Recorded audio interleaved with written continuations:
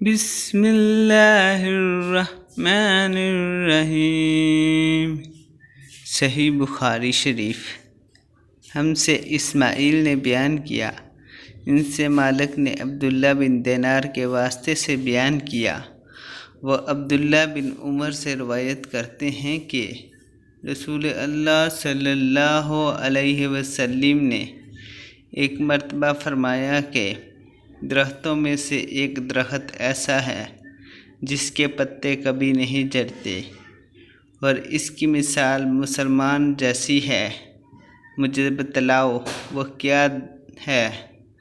تو لوگ جنگلی درختوں کی سوچ میں پڑ گئے، اور میرے دل میں آیا کہ میں بتلا دوں کہ وہ کھجور کا پیڑ ہے۔ عبداللہ کہتے ہیں کہ پھر مجھے شرم آ گئی اور میں چپ ہی رہا۔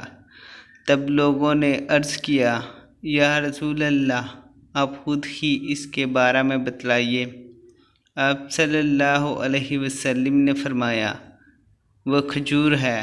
عبداللہ کہتے ہیں کہ میرے جی میں جو بات تھی وہ میں نے اپنے والد عمر رضی اللہ عنہ کو بتلائی۔